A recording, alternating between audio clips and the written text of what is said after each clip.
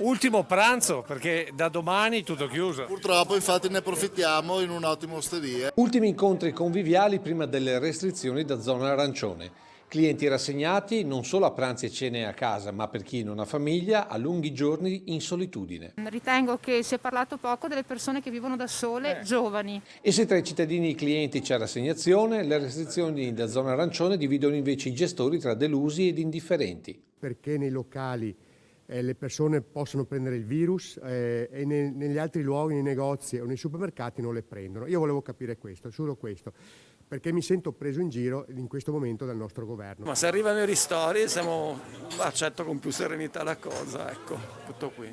In arancione arriva qualcosa secondo te?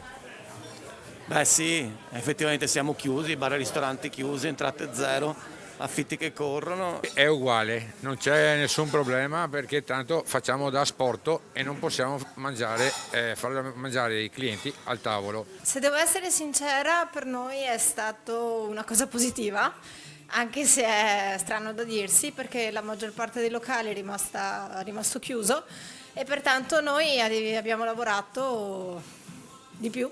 Del sindaco di Treviso e presidente Anci Veneto l'appello a tutti indistintamente. Soltanto attraverso il distanziamento sociale, poi la mascherina, la sanificazione, ma il distanziamento sociale è importantissimo. Solo se seguiamo queste regole riusciremo a superare questo periodo particolarmente critico. E alla fine, come sempre a Treviso, in Piazza dei Signori si cerca di sdrammatizzare con un po' di ironia. Per voi meglio o peggio?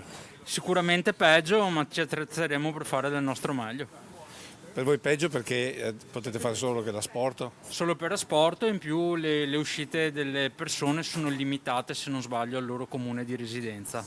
Però qui a Treviso tutto sommato. Sì, ci va bene a non essere a San Bugà.